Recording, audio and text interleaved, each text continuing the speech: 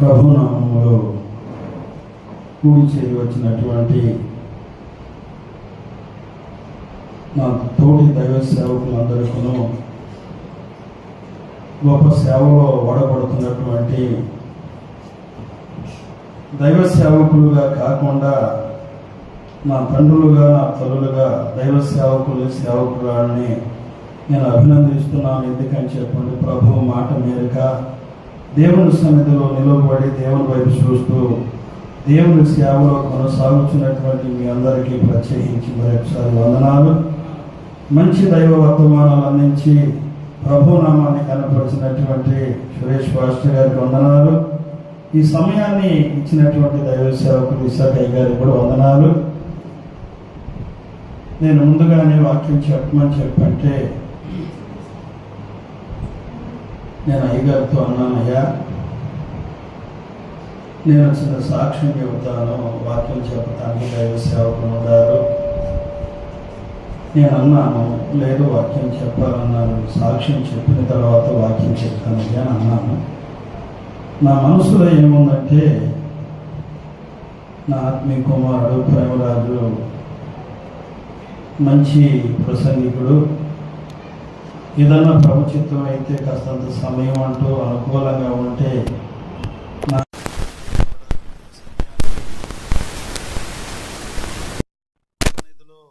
ఒక దర్శనం వచ్చిందంట. దర్శనాన్ని బట్టి మరి వాక్యం చెబుతాడో సాక్ష్యం చెబుతాడో నాకైతే తెలియదని చెప్పిన అయ్యగారి దృష్టికి తీసుకెళ్ళటం జరిగింది. ఈ సందర్భాన్ని ప్రభుచిత్తం అయితే చూద్దాం అని చెప్పని మాట్లాడటం జరిగింది.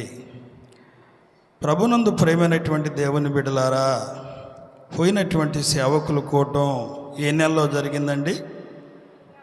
ఫిబ్రవరి. పోయిన నెలలో కాదండి, పోయిన సంవత్సరం ఫిబ్రవరి నెలలో సేవకుల కూటం జరిగిందండి. సేవకుల కూటానికి రావటం జరిగింది. సేవకుల కూటములో దేవుని సన్నిధిలో మరి దేవుని బలిపీఠం యొద్ద మోకరించి ప్రార్థన చేసేటువంటి సమయంలో నాకు ఒక రెప్పపాటున ముఖదర్శనం ఒకటి వచ్చిందండి. నేను ప్రార్థన చేస్తున్నాను, ఈ ప్లేస్లో కూర్చొని బలిపీఠాన్ని హత్తుకొని ప్రార్థన చేస్తున్నాను. నాకున్నటువంటి సమస్యలు ఎన్నో ఉండేయండి. నాకున్నటువంటి సమస్యలు ఒకటి కాదు, రెండు కాదు, ఎన్నో సమస్యలు ఉండేవి. నాకున్న సమస్యల్లో అన్ని సమస్యలు ఒక ఎత్తు, నాకు దేవుడిచ్చినటువంటి చిన్న కుమారుడు బాణం విషయంలో ఉన్నటువంటి సమస్య ఒక ఎత్తు. నా భక్తి జీవితంలో దేవుడు నన్ను పిలిచిన నాటి నుండి నేటి వరకు దేవుడు నాకు ఏదీ కొదువు చేయలేదండి. నాకు ఏదీ కొదువు చేయలేదు. దేవుడు నన్ను ప్రేమించి 2 బాబుల్ని ఇచ్చాడు, 2 పాపల్ని ఇచ్చాడు. దేవుని సన్నిధిలో దేవుని వైపు చూస్తూ కొనసాగుతున్నాను. పిలిచిన దేవుడు నాకు ఏ లోటు చేయలేదు. నాకు ఆహారం ఇచ్చిండు, ఆరోగ్యం ఇచ్చిండు, వస్త్రాలు ఇచ్చిండు, నా ప్రతి అక్కర్ని తీరుస్తుండు. 2 బాబులు 2 పాపలు దేవుని సన్నిధిలో రక్షించబడ్డారు, బాప్తీసం తీసుకున్నారు. కొన్ని రోజులు వారాలు గడిచిన తర్వాత, కొన్ని నెలలు సంవత్సరాలు గడిచిన తర్వాత పెద్ద బాబు దేవుని సన్నిధిలో దేవునికి అనుకూలంగా ఉన్నాడు.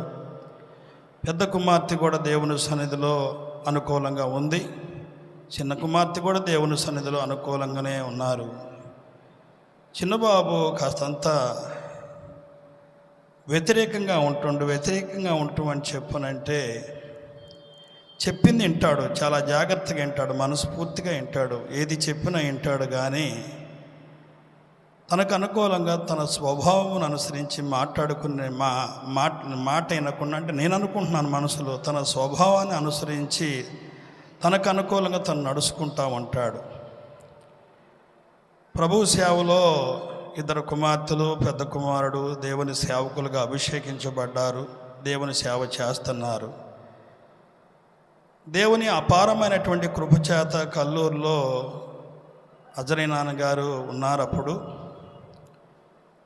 నన్ను పిలిచాడు, మిద్దె మీద ప్రార్థన చేసుకుంటుంటే పిలిచాడు. వారం రోజులు మంటి నువ్వు మిద్దె దిక్కుండమాల మిద్దె మీదనే ఉంటున్నావు, నేను ప్రతిరోజు సాయంత్రం కిందకు వచ్చి స్నానం చేస్తున్నాను చర్చిలో నుంచి.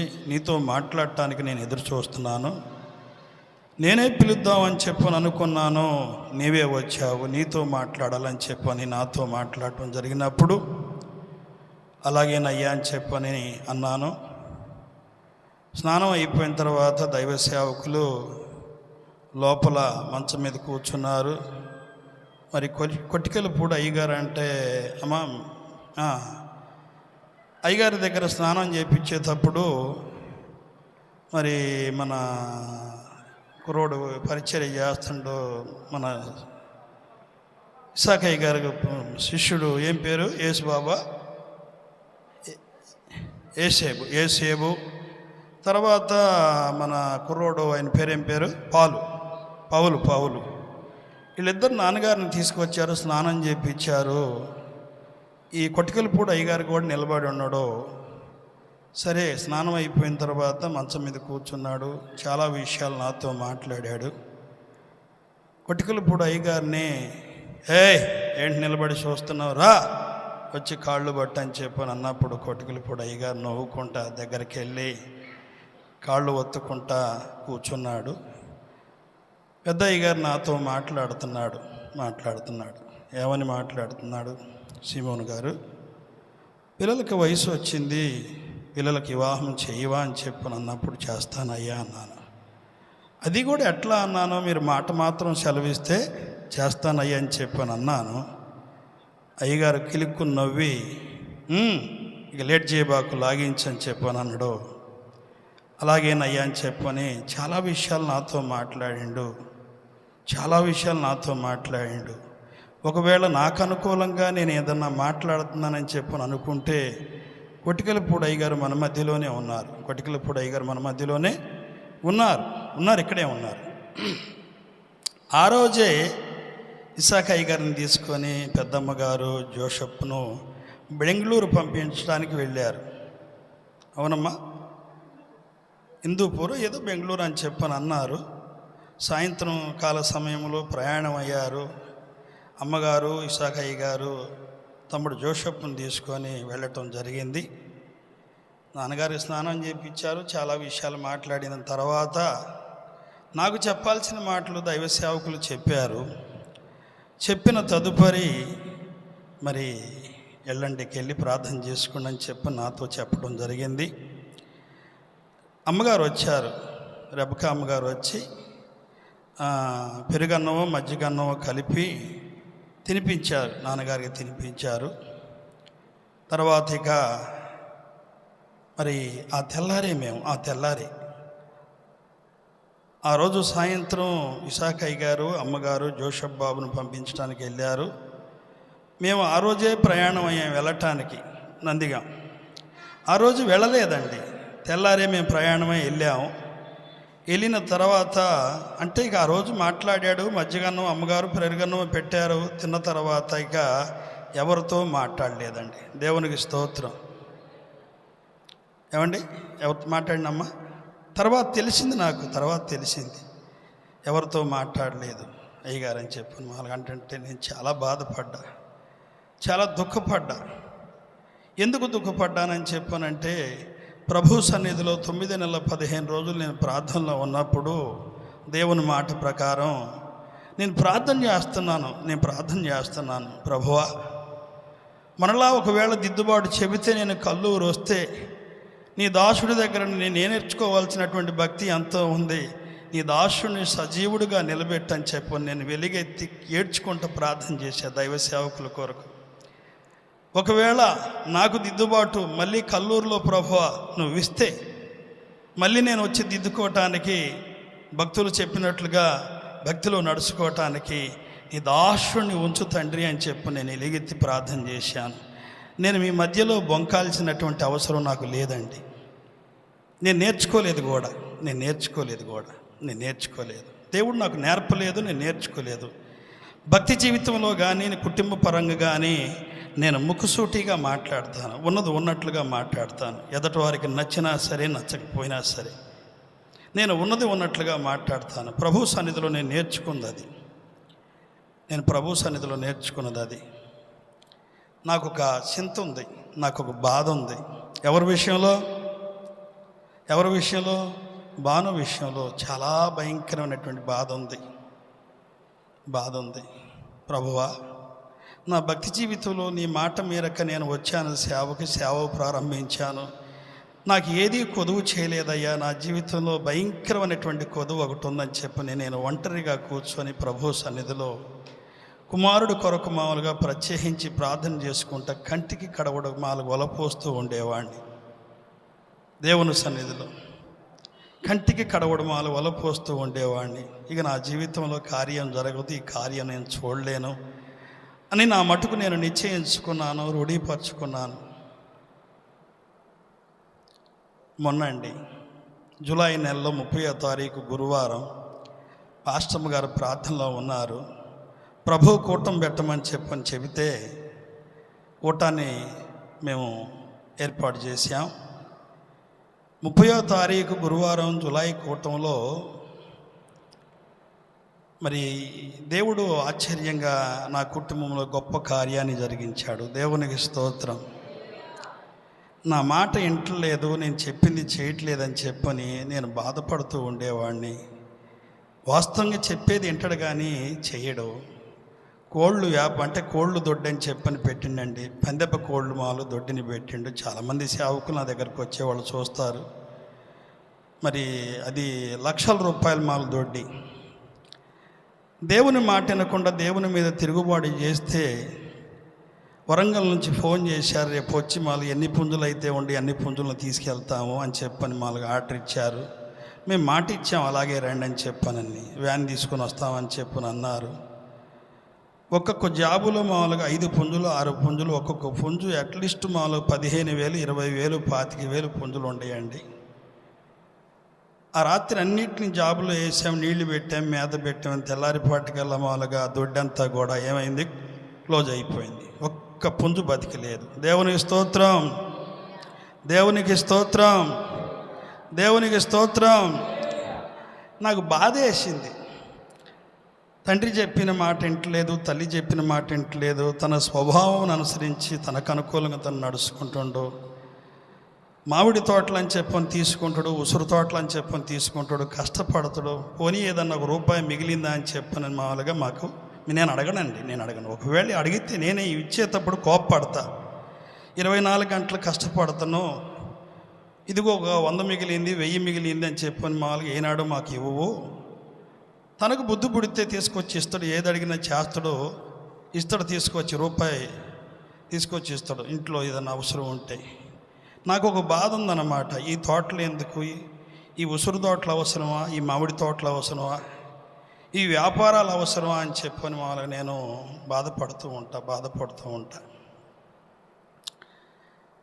సరే, ఏదన్నా తను నాకు చెప్పినప్పుడు కాస్తంత నేను కేర్లెస్గా ఇసురుగా మాట్లాడతా. ఎందుకంటే నా కడుపును పుట్టినటువంటి కుమారుడు కనుక నేను స్వతంత్రంగా మాట్లాడితే ఆ విషయంలో తనకు బాధేసి, అమ్మా నేను ఇక ఇంటికి రాను, నా జోలి మీకొద్దు.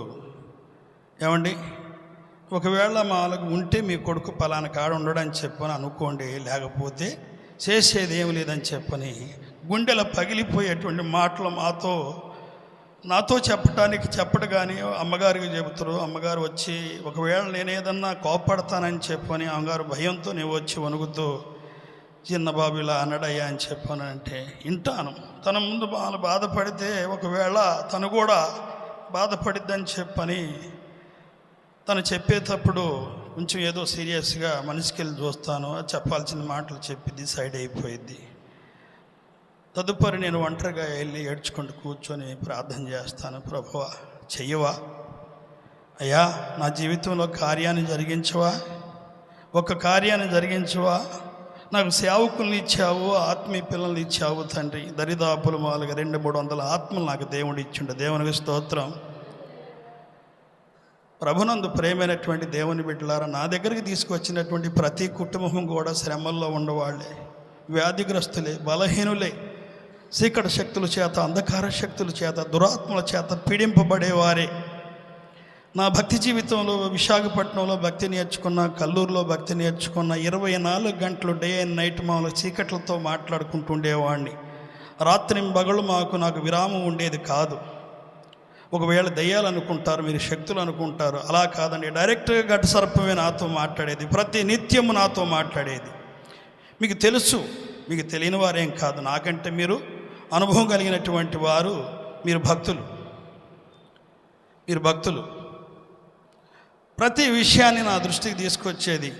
ఫలానా సేవకుడు ఇలా చేస్తుండో, అవకాశం నాకు ఇస్తే నేను ఒక చూపు చూస్తానని చెప్పని ఒక్కొక్కరిని విశ్వాసులను కానీ సేవకులను కానీ పేరు పెట్టి నాతో మాట్లాడటం జరిగేది. నేను నీకు అవకాశం ఏంటి, నువ్వు తన మీద మాలో పెత్తనం చేయటం ఏంది, ప్రభువు నాకు ఆ అధికారాన్ని నీకు అప్పచెప్పమని చెప్పని నాకు ఇస్తే నీకు ఆ అవకాశం ఇస్తాను. నా సేవ, నా దేవుడు నాకు ఇచ్చినటువంటి అధికారాన్ని బట్టి నా చేతనైనంత వరకు నేను సరిచేస్తేనే కానీ నీకు నేను పెత్తనాన్ని ఇవ్వను అని చెప్పని అన్నప్పుడు, ఏదన్నా అవకాశం ఉంటే ఒకసారి చూడని చెప్పని నాతో మాట్లాడటం జరిగేది. నేను బొంకాల్సిన అవసరం లేదు.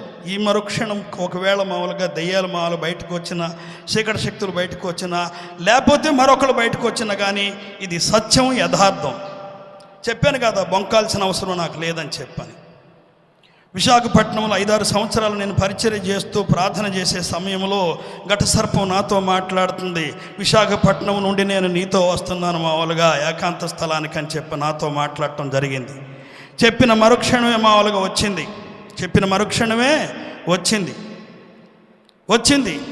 అని చెప్పనంటానికి ఒకవేళ నేనేదో చెబితే మీరు గుడ్డిగా నమ్మొద్దు, మీరు వినొద్దు. ఇదిగో మన మధ్యలో ఉన్నటువంటి దైవ సేవకుడు అడవిలో పాకలేసాను. అడవిలో మామూలుగా ప్రార్థన చేస్తుంటే అడవిలో మంచినీళ్ళు అయ్యి సందకాడనే పొద్దుగొక్క ముందు పసిపిల్లగాళ్ళు మా పెద్దబాబు నీళ్లు తీసుకొని పరుగున వచ్చేవాడు అన్నప్పుడు పొద్దుగుతుందని అడవిలో ప్రార్థన చేసేవాడిని. కొండల్లో ఒంటరిగా డ్రమ్ము కొట్టుకుంటా ఇలా దూస్తే ఇట్లా పిండితే దోమల్లో నుంచి మళ్ళీ రసం గారేది. ఒంటరిగా ఉండి ప్రార్థన చేస్తుంటే అడుగుతున్నాను, ప్రభువా గొంతెండిపోయింది, అయ్యా దాహం అవుతుంది, నీళ్ళు లేవయ్యా అని చెప్పానంటే ప్రభు నా వైపు చూసి దాహం అవుతుందా దాసుడా, అదిగో చూడని చెప్పానంటే చూస్తున్నావా అని చెప్పాను. చూస్తున్నాను అయ్యా అని చెప్పాను. పెద్ద కొండ అండి. అయ్యగారు బాయి చూసారా, పెద్ద కొండ. ఆ కొండ ప్రక్కనే మామూలుగా బాయి తీయమని చెప్పని ప్రభు నాతో మాట్లాడి ఒక గీత గీసి, ఈ గీత మధ్యలో బాయి ఇది 11 అడుగుల్లో నేను ఇస్తానని చెప్పాను. దేవునికి స్తోత్రం, హల్లెలూయా. దేవుని మాట తీసుకున్నాను. ఆ రాత్రి ప్రభు సన్నిధిలో ప్రార్థనలో గడిపాను. ఉదయమే వెళ్ళాను. ఏమండి, కంది దుంప అంటారు మీకు, కంది పంటలో మాల కంది కొట్టేసిన తర్వాత ఒక జానడ దుంప తీసుకొని ఆ దుంపతో రౌండ్ గీత గీసి ఆ గీత మధ్యలో నూనె వేసి ప్రార్థనలో ఉండారు. దరిదాపులు 30 మంది 40 మంది ప్రార్థనలో ఉండారు. నూనెసి ప్రార్థన చేశాను. తీయండి అయ్యా బాయి అని చెప్పానంటే గొనుక్కుంటా బాయి తీస్తున్నారు. ఏమండి, 1 అడుగు 2 అడుగులు 3 అడుగులు 4 అడుగులు 5 అడుగులు 10 అడుగులు 10.5 11 అడుగులు, ఏమండి 10.5 అడుగులు తీశారు. సనుగుతున్నారు బాయిలో వర్క్ చేసుకుంటా. అయ్యగారికి ఏం పని లేదు, దేవుడు చెప్పిండంట ఈ పరిసర ప్రాంతాల్లో 300 అడుగులు 400 అడుగులు మాలకు బోరేస్తే నీళ్లు పడలేదు, 11 అడుగుల్లో నీళ్ళు ఇస్తానని చెప్పని దేవుడు చెప్పిండంట. సరే చేసేదేముంది, మనం ఉండంగా చేతి నిండా దొరికినంగా కానివ్వండి అని చెప్పని ఆ బాయిలో ఏం చేస్తున్నారు, వర్క్ చేస్తున్నారు. 10.5 అడుగుల్లో ఒక బండ మీద పలుగు పడ్డది. టంగుమని చెప్పని మోత వచ్చింది. ఎవరైతే సనుక్కుంట మాలుగా పొలుగుతో మాల పొడుస్తున్నారో, బాయిలో వర్క్ చేస్తున్నారో, అతని పొన్ను ఆ మరుక్షణం ఇరిగిపోయింది. దేవునికి స్తోత్రం. ఎప్పుడైతే పొలుగు ఒక బండ మీద టంగుమని చెప్పని మోగిందో, నేను పాకలో ప్రార్థన చేసుకునేవాడిని. పెద్ద తాడి చెట్లతో పెద్ద పాకలు వేసానండి. తాడి చెట్లు చీలకిలగా విశాఖపట్నంలో చీల్చి పాకలేసాం. కానీ పోసంపల్లి అడవిలో మామూలుగా పొరపాటును మామూలుగా పెద్ద తాళ్లే పెట్టేసి పెద్ద పాకలు వేసామండి. పెద్ద పాకలు వేసాం. ప్రార్థన చేసుకుంటానికి ఒకటి, ఏమండి వంట చేసుకోవటానికి ఒకటి, ప్రత్యేకించి నేను ప్రార్థన చేసుకుంటానికి ఒకటి. కొండ సిలువలు అర్థమైందా? కొండ సిలువలు అని చెప్పానంటే ఏదో ఈ సైజు అని చెప్పని అనుకుంటారేమో. కొద్దిపాటి తాడి చెట్లు అవును పాములు. దేవునికి స్తోత్రం, దేవునికి స్తోత్రం. పెద్ద పాము ఏమండి ట్రాక్టర్ గాడికి అడ్డంగా పడుకొని ఉంది. అందరూ ఊళ్ళో మాలో రైతులు అనుకుంటున్నారంట, పాస్టర్ మాలకు అక్కడ ఉంటుండో అడవిలో అతను ప్రార్థన చేస్తుండు, ఒకవేళ అతను కొట్టి చంపేసిండేమో ఈ కొండ సిలువనని చెప్పని అనుకుంటున్నారు. దయచేసి ఆ కొండ సిలువుకి నాకు సంబంధం లేదండి. దేవునికి స్తోత్రం. తలకాయ, కొండ సిలువు తలకాయ మా పాక వైపు మాలకు తలకాయ పెట్టి ఆ ట్రాక్టర్ గాడికి అడ్డంగా మామూలుగా చనిపోయి ఉంది. పట్టపొగులు అడవి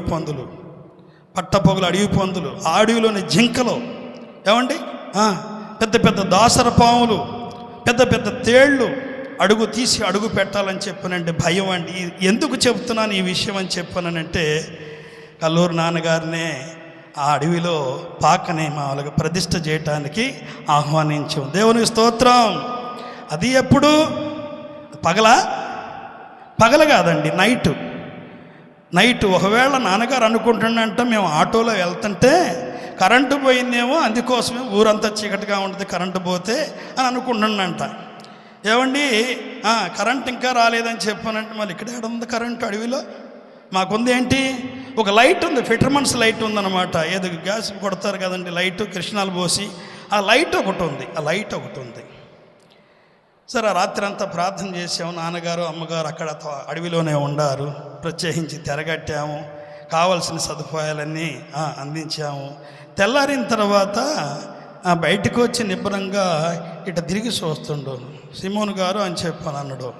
ఏంటయ్యా అన్న. ఏంటండి ఒక్క ఇల్లు కనపట్టలేదని చెప్పని అడిగిండు. ఒక్క ఇల్లు కూడా కనపట్టలేదని చెప్పంటే, ఇది అడివి అయ్యా, ఇల్లు ఎందుకంటే ఎక్కడ అని చెప్పాను అన్న.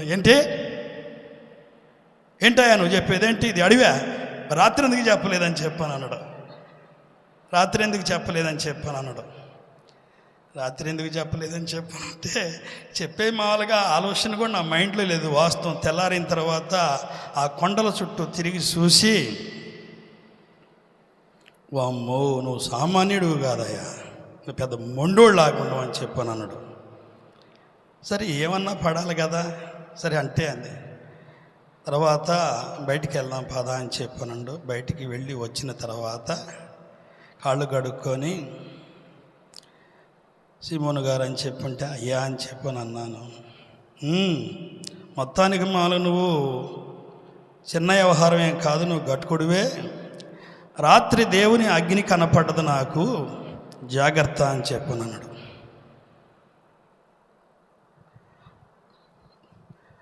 రాత్రి అగ్ని కనపడదని చెప్పుంటే నేను భయపడాలా లేదా ధైర్యంగా ఉండాలా?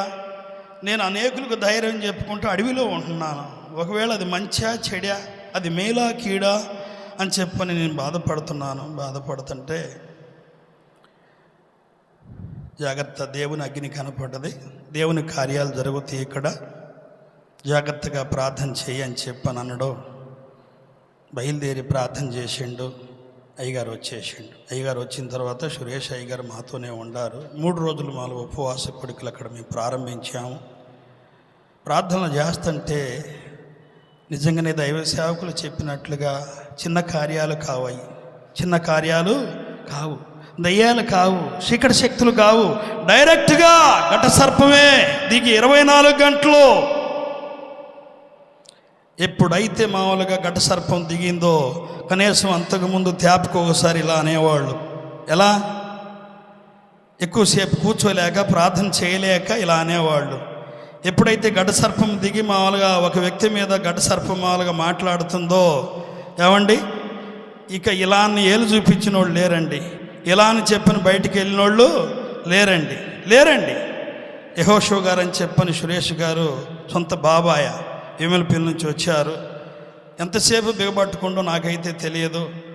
ఏమండి అయ్యగారు బయటికి వెళ్ళాలని చెప్పానంటే, దాదాయ్య నేను వస్తున్నారా, పోదాం బయటికి తీసుకెళ్తానని చెప్పానంటే 2 అడుగులు బయటికి వేసిండు. వంట చేసి పొయ్యి దగ్గరే పాస్ పోసేసిండు. అయ్యా మరి పాస్ ఒకటేనా, మాలో 2కి కూడా వెళ్తారని చెప్పానంటే వెళ్ళదని చెప్పాను అన్నాడు. సరే మీ ఇష్టం అయ్యా అని చెప్పాను అన్నాను. సరే లోపలికి వెళ్తే దరిదాపులు మాలకు బయటకు ఒక్కళ్ళు రావట్లేదండి. ఒకవేళ మాలకు ప్రార్థన జరుగుతుంది, లోపల ఏమైనా ఖరాబు చేస్తారేమో అని చెప్పిన అదో భయం. నా వంతు అయితే నేను తీసుకెళ్తున్నాను. అడివే, చీకటే, భయంకరమైనటువంటి చీకటి. నేను తీసుకెళ్తున్నాను, కొందరు వస్తున్నారు, గడగడలాడుతున్నారు. మరి వాళ్ళ పని పూర్తిగా మనగా పని పూర్తి చేసుకుంటున్నారో మధ్యలోనే ఆపేస్తున్నారు, నాకైతే తెలియదు. ఏమండి, దేవుడు నిజంగా నా పక్షానుండి ఆశ్చర్య కార్యాలు జరిగించండి. ఎప్పుడైతే మామూలుగా 10.5 అడుగుల్లో పొలుగు రాయి మీద పడి టంగును మోత వచ్చిందో, ఆ రాయిలో నుండి మామూలుగా ఏమండి పెద్ద జల 11 అడుగులు తీయకముందే మామూలుగా బావి నిండిపోవటం ప్రారంభించింది. దేవునికి స్తోత్రం. నా మీద సనిగిన వారు, గొనిగిన వారు మోకాళ్ళు వేసి ఆ బావిలోనే గావురు నేడుస్తున్నారు. ఏంటయ్యా అని చెప్పనంటే, అయ్యా మమ్మల్ని క్షమించయ్యా, నీ మీద సనిగామయ్యా, గొనిగామయ్యా, మమ్మల్ని క్షమించయ్యా అని చెప్పని మామూలుగా గడగడలాడిపోతున్నారు. నేను మనస్ఫూర్తిగా క్షమిస్తున్నాను అయ్యా, ఎవరో బాధపడమాకండి, బాధ పెట్టుకోమాకండి. దేవుని మాట చెబితేనే చెబుతాను. ఒకవేళ నేనేదో మీ స్వనీతి కొరకు మిమ్మల్ని సంతోషపెట్టాలని చెప్పే ఉద్దేశం నాది కాదు, అది నా వల్ల అవ్వదు అని చెప్పని అన్నప్పుడు, ఆ రోజు నుంచి సేవకులు, ప్రార్థనలో ఉన్నటువంటి విశ్వాసులు భయపడటం మామూలుగా చూశాను నేను. దేవునికి భయపడ్డారు, సేవకునికి భయపడ్డారు. ఏమండి, ఇన్ని విధాలుగా ఆత్మీయ పిల్లల్ని ఇచ్చిండు, సేవకుల్ని ఇచ్చిండు, సేవ జరుగుతుంది, కార్యాలు జరుగుతున్నాయి. నాకున్నటువంటి ఒకే ఒక చింత, మీరు కూడా తల్లిదండ్రులు, ఏమండి, మీరు కూడా కన్న తల్లిదండ్రులు, ఇక్కడ ఉన్నటువంటి వారందరూ కూడా అర్థం కాల, నాకున్నది భయంకరమైనటువంటి చింత. ఏంటా చింత? చిన్న కుమారుడి విషయంలో ప్రార్థన చేస్తున్నాను, ప్రభువా చేస్తావా, నేను చూస్తాను అసలుకి నా కుమారుడు పట్ల కార్యం అని చెప్పని ప్రతి నిత్యం నుంచున్నా ఏమండి, నా యొక్క మామూలుగా భార్య బిడ్డలు నాతో అంటారు, ఎంతసేపు కూర్చుంటావు ఒంటరిగా, ఏమండి ఇక వచ్చి టిఫిన్ చేయరాదు, భోజనం చేయరాదు అని చెప్పని అంటారు. వస్తానులే, చేస్తానులే అని చెప్పానంట. నాకేదో మామూలుగా మనసు కలిగినప్పుడు పోతాను, టిఫిన్ చేస్తాను, భోజనం చేస్తాను, ఏదన్నా పని ఉంటే చూసుకుంటాను. మొన్న ఈ మధ్య ఏ నెల అండి, జూలై నెలలో 30వ తారీఖు కూటం పెట్టమని చెప్పి ప్రభు పాస్టమ్మ గారికి చెబితే, అయ్యా నాకు దర్శనం వచ్చిందయ్యా కూటం పెట్టమని చెప్పని అన్నప్పుడు, దేవుడు చెప్పినటువంటి మామూలుగా కూటాన్ని మనం ఆపటానికి వీల్లేదు, కూటం జరగాలని చెప్పని మామూలుగా నా ప్రయత్నాల్లో నేనున్నాను. నా సేవకులకు చెప్పుకున్నాను, తర్వాత సేవకులకు చెప్పాను. చెప్పాను. మరి ఏంటి నాన్న, ఏం చేస్తున్నావు కూటానికి, ఎవరెవరు వస్తున్నారని చెప్పనన్నప్పుడు, ఇలా సేవకులు వస్తున్నారు, మన సేవకులు వస్తున్నారయ్యా, మన ఆత్మీయ పిల్లలు వస్తారని చెప్పనన్నప్పుడు, ఏం చేస్తున్నావు అని చెప్పి నన్ను అడిగిండు. ఏం చేస్తావని అడిగిండు. దేవుడు ఇచ్చింది ఏదో ఒకటి చేస్తానయ్యా అని చెప్పానంటే, తను మటుకు తాను అన్నాడు నాతో, ఏమని చెప్పాలి, ఏమన్నాడో, ఏం చెయ్యాలనుకుంటున్నావు, ఒకవేళ అడుగుతుండేమనుకున్నాను కానీ, నాన్నగారు మరి నేను ప్రథమ ఫలంగా ఒక పోతునిద్దామనుకుంటున్నాను, ఆ పోతుతో విందు చేసి వచ్చిన సేవకులకి, దేవుని బిడ్డలకు భోజనాలు చేసి పెట్టండి అని చెప్పాను. దేవునికి స్తోత్రం. అంతకుముందు ఏది చెప్పినా కానీ ఇంటంటూ చేయట్లేదు. ఒకవేళ నన్ను ఏదన్నా అడిగితే నేను ఏదన్నా కచిరేస్తాను అంటే కోపడతాను. నువ్వు నాకు ఇచ్చింది లేదు, ఏమి లేదు, ఏమండి ఆ 15 ఎకరాల తోట అంటున్నావు, 80 ఎకరాల పొలాలని చెప్పని అంటున్నావు, పొలాల్లో తోటలోనే ఉంటున్నావు, ఇంటికి రావు, నాకు తీసుకొచ్చి ఏ రూపాయి ఇచ్చింది లేదు అని చెప్పని కాస్తంత బాధపడుతూ మాట్లాడేవాడిని. మరి నాకు కూడా దేవుడు మంచి మనసు ఇచ్చిండు. ఎలా ఇచ్చిండు మంచి మనసు? పోయినసారి కూటంలో దేవుని సన్నిధిలో బలిపీఠాన్ని హత్తుకొని నేను ప్రార్థన చేసేటువంటి సమయంలో ముఖదర్శనం వచ్చింది. చూడండి, ఈ టేబుల్ దగ్గర నుంచి ఇటువైపు అంటే ముస్లిం సోదరులు బుర్కా వేసుకుంటారు చూడండి, అలా ఉంది. ఒక వ్యక్తి నాతో ఒక మాట అనుకుంటా ఇటు నుంచి ఇటువైపు మామూలుగా దాటి వెళ్ళిపోయింది. ఏమన్నది చెప్పండి, ఏమన్నది? 70 లక్షలకు మాలుగా పొలం బేరం వస్తుంది, మాలుగా ఇచ్చేసేయమని చెప్పి నా మాట వినపడ్డది. ఆ మాట చెప్పి దాటి వెళ్ళిపోయింది. దేవునికి స్తోత్రం. అంతకుముందు ఆ పొలాన్ని 1,00,000 రూపాయలకు అమ్మాలని, 5 లక్షలకు అమ్మాలని చెప్పని నేను విశ్వ ప్రయత్నాలు చేశాను. ఎవరో ముందుకు రాలేదు. పొలంలోకి రావటం, చూడటం, నేను చెప్పేది ఒక రేట్ అయితే వాళ్ళు ఒక రేటుకి అడగటం, మాకు వారికి మధ్య మామూలుగా ఒప్పందం కుదరక రిటర్న్లో వెళ్ళిపోవటం. నేనేదో ప్రార్థన చేసుకుంటున్నాను దేవుని సన్నిధిలో, దేవుని పాదాలు పట్టుకొని. ఒక వ్యక్తి ఇటు నుంచి ఈ వైపుకి వెళ్ళిపోయింది, 70 లక్షలకు బేరం వచ్చి అమ్మేసేయమని చెప్పానంటే, నేను కూటాలు అయిపోయిన తర్వాత ఇంటికి వెళ్ళాను. 1 రోజు 2 రోజులు రెస్ట్ తీసుకున్నాను. తదుపరి మామూలుగా పలానా వాళ్ళు పొలం ఇస్తారని అడుగుతున్నారు, ఇస్తారా అని చెప్పాను. నన్ను అడిగినప్పుడు ఇస్తామండి అని చెప్పాను అన్నాను. ఎంత చెప్తున్నారని చెప్పానంటే నేను 80 లక్షలు చెప్పానండి. ఎన్ని లక్షలు? 1.5 కోటి మామూలుగా పొలాలయ్యి 80 లక్షలు చెప్పాను. 80 లక్షలు చెప్తే లేదు ఇచ్చేది ఏదైనా ఉంటే చెప్పండి అని చెప్పి నాతో మాట్లాడితే, సరే పోనీ అండి 75 లక్షలకి ఇస్తానని చెప్పానన్నా. కుదరదండి, ఏదన్నా ఇచ్చేటట్టుంటే చెప్పండి అని చెప్పని అన్నారు. సర్లేండి మామూలుగా 2 లక్షలు కూడా తీసేసి 73 లక్షలు ఇవ్వమని చెప్పని అన్నాను. వాళ్ళు ఒకే ఒక మాట అన్నారు నాతో. ఏమన్నారు? 70 లక్షలు ఇస్తామండి, ఇస్తావా అని చెప్పని అన్నారు. 5 ఎకరాల 70 సెంట్లు, ఒకటే బిట్టు, 5 ఎకరాలు 70 సెంట్లు.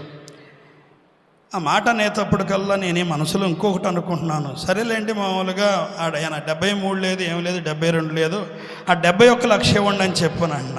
ఎన్ని? 1 లక్ష రూపాయలు ఇవ్వండి అని చెప్పంటే 70 పైసలు కూడా మేము ఇవ్వము అని చెప్పాను అన్నారు. ఎంతండి? దర్శనంలో చెప్పింది ఎంత?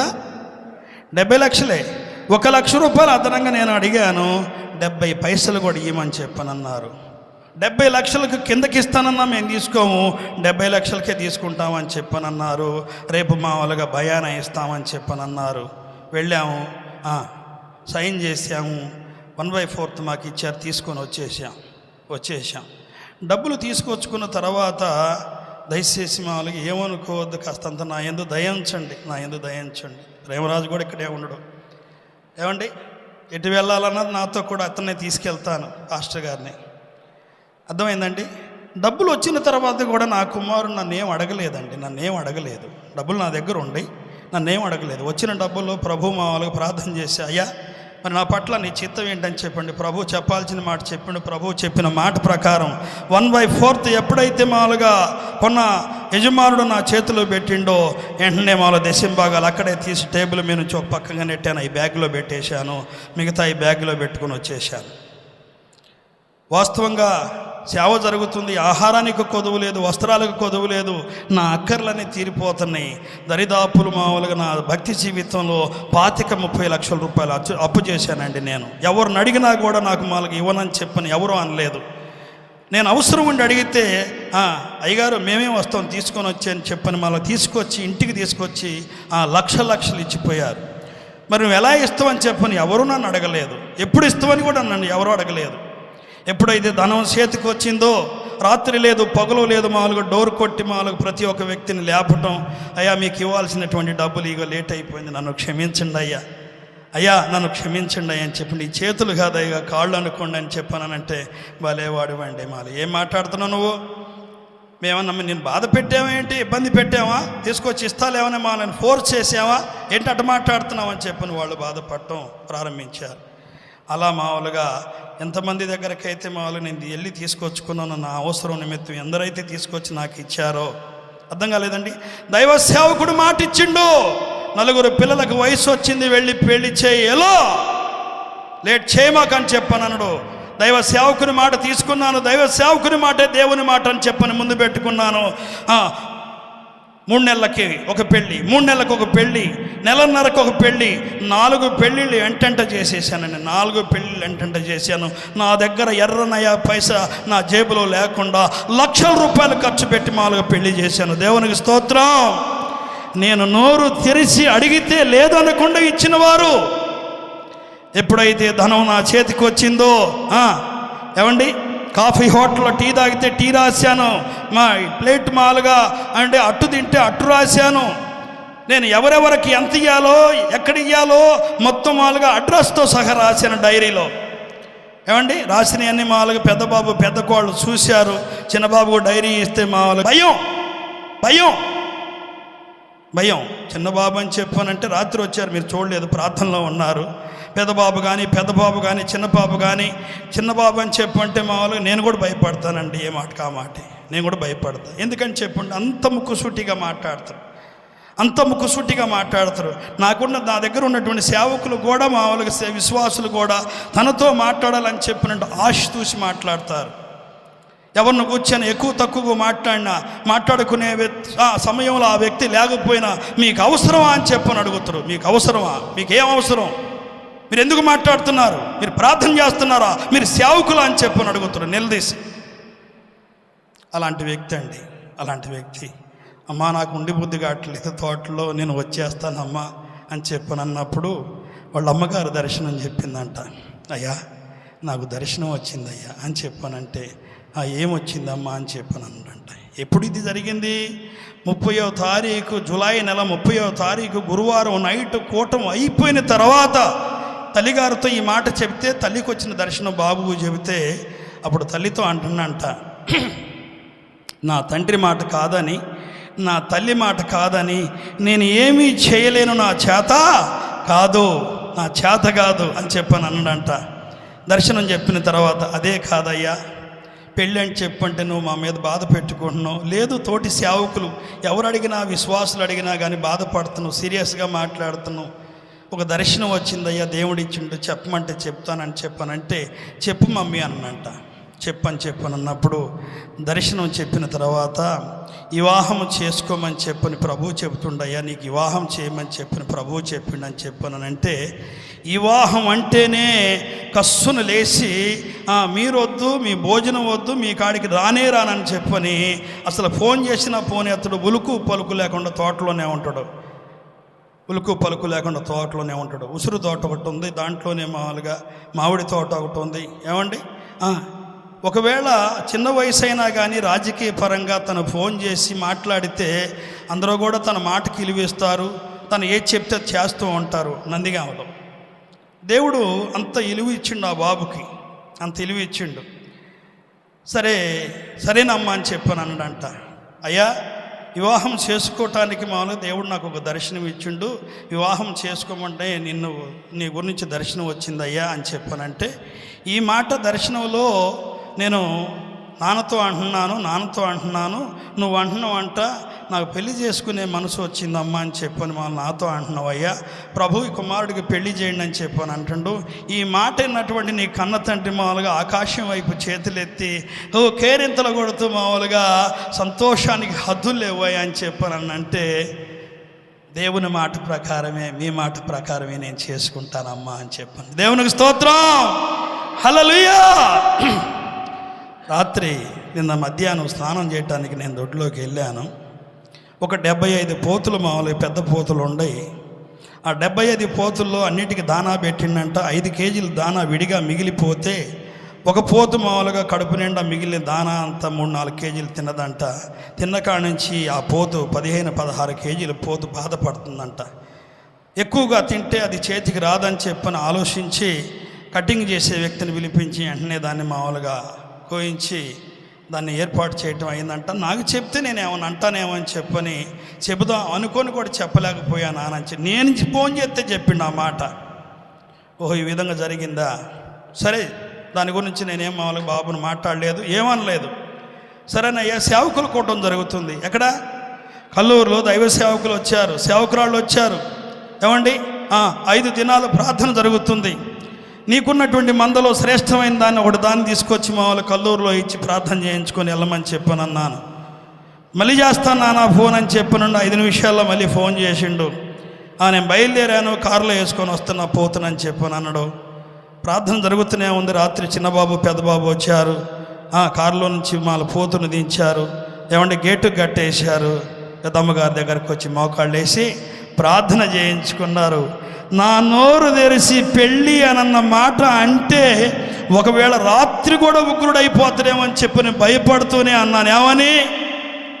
అమ్మా చిన్నబాబుకు పెళ్లి చేయాలి, పెళ్లి గురించి ప్రార్థన చేయమ్మా అని చెప్పాను. అమ్మగారు ఉన్నారా లేరా అన్నాను. అమ్మగారు తల మీద చేసి కుమారుణ్ణి ఆశీర్వదించి మందను గూర్చి, కుమారుని గూర్చి, వివాహాన్ని గూర్చి మామూలుగా ప్రార్థన చేసింది. దేవునికి స్తోత్రం, దేవునికి స్తోత్రం, దేవునికి స్తోత్రం. నా భక్తి జీవితంలో నా ప్రభు నా పట్ల చేసినటువంటి కార్యాలు చిన్నవి కావు. ఏమండి, చిన్న కార్యాలు కావు, ఆశ్చర్య కార్యాలు చేసిండు. చనిపోయిన వారిని బ్రతికించిండు. సాక్షులు ఇక్కడే ఉన్నారు. దేవునికి స్తోత్రం. నమ్ముతారా మీరు? నమ్ముతారా మీరు? సాక్షిని నేనని చెప్పిన మామూలుగా చేయెత్తటానికి దైవ సేవకులు దేవుని సన్నిధిలోనే ఉన్నారు, దేవుని మందిరంలోనే ఉన్నారు, దేవుని సమూహంలోనే ఉన్నారు. అమ్మగారు కూడా ఉంది. లేరమ్మా? లేరమ్మా? ఉన్నారు. నురుగు కక్కుకుంటూ మామూలుగా చెయ్యి పట్టుకొని చూసి ప్రాణం పోయింది అని చెప్పని ఉపవాస కూడికలు జరుగుతుంటేనే ఇలా ఏలిబెట్టి చూపించి చెప్పకుండా పారిపోయిన వారు ఉన్నారు. అయ్యా, నన్ను లోకం కాకుల్లాగా దూషించినా సరే, నా మీద బురద జల్లినా సరే, నేను నమ్ముకున్నటువంటి నా దేవునికి అవమానం రాకూడదు, నా తండ్రికి అవమానం రాకూడదు, నువ్వు పిలిస్తే నేను వచ్చానని చెప్పని ప్రార్థన చేసుకుంటూ దైవ సేవకులు మేము కలిసి ఏమండి దేవుని సన్నిధిలో ప్రార్థన చేసుకుంటూ కన్నీరు కారుస్తూ పాటలు పాడుతుంటే ప్రాణం పోయింది అని చెప్పనని పడిపోయినటువంటి మాలో డెడ్ బాడీని యేసు నామములో తండ్రి అనే దేవుడు లేపాడు. దేవునికి స్తోత్రం చెప్పు.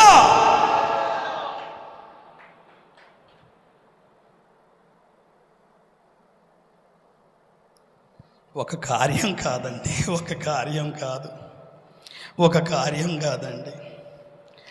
కట్టేస్తే ఆగేవాళ్ళు కాదు, తాళ్ళు దించుకొని పరుగును పరిగెత్తికేవాళ్ళు. అండి వాళ్ళు ఉరకగలిగినంత దూరం ఉరకనిచ్చేవాడిని. ఆగో యేసు నామములో అని చెప్పనంటే అడుగు కూడా ముందేయకుండా అలా అడుగేసి ఆగిపోయేవాళ్ళు. రా వెనక్కి, యేసు నామములో వెనక్కి రా అంటే ఏడ్చుకుంటూ వచ్చేవాళ్ళు. నల్ల తాసేంటి, కోడి తాసేంటి, ఏమండి గోధుమన్న తాసేంటి, బుసలు కొట్టుకుంటూ రెండు చేతులు పైకెత్తి మోకాళ్ళేసి దైవ సేవకుడా నేను నీతో మాట్లాడటానికి సిద్ధముగా ఉన్నాను, నువ్వు మాట సెలవిస్తే వస్తాను నీతో మాట్లాడటానికి, లేకపోతే అడుగు కూడా ముందుకేయమని చెప్పని చీకట్లో నాతో మాట్లాడుతుంటే ప్రార్థనలో ఉన్నటువంటి మామూలుగా దేవుని సేవకులే కానీ విశ్వాసులే కానీ బెంబర్లు పుట్టి ఏం జరుగుతుంది ఇక్కడ, మనం ఎందుకు వచ్చాము ఇక్కడికి, ఏం చేస్తున్నాం ఇక్కడికి అని చెప్పని కళ్ళిపోయిన వారు ఉన్నారు.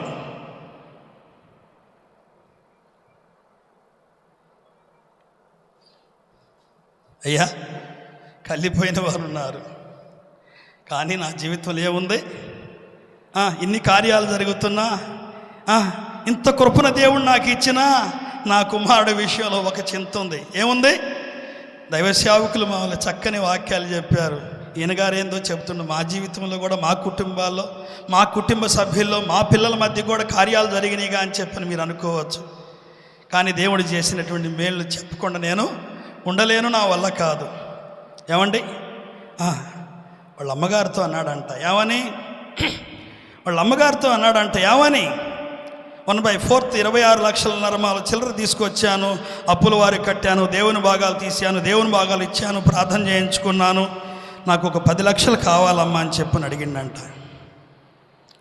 ఏదన్నా నోరు తెరిచి నన్ను అడిగితే నాకు తనకు మధ్య ఏం జరుగుతుంది?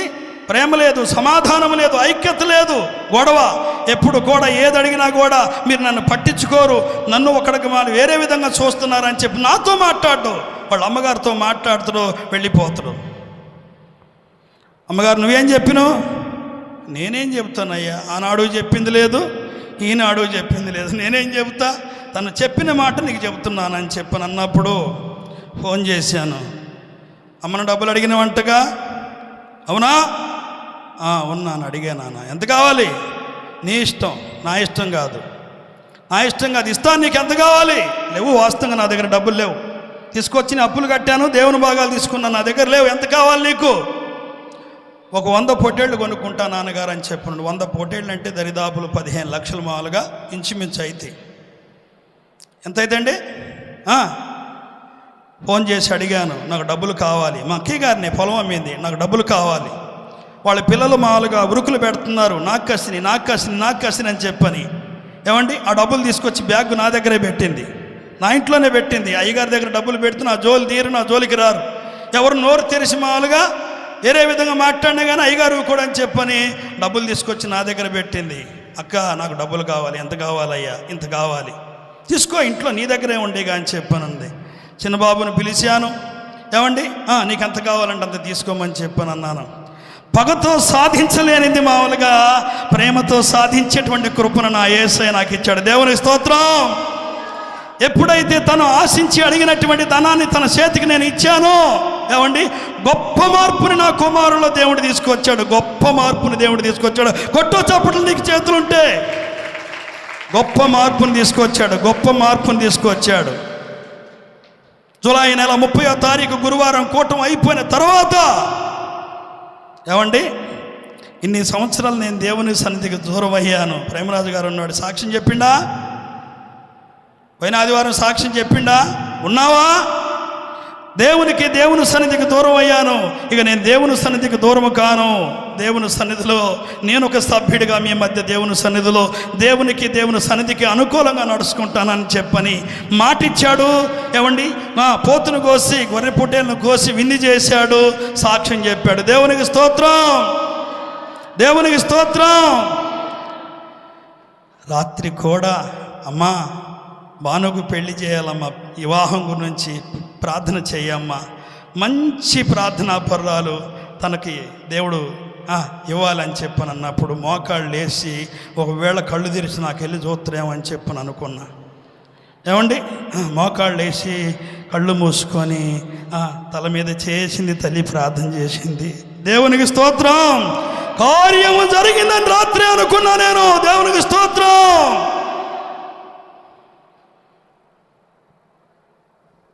ఏమండి, దేనితో సాధించలేకపోయా?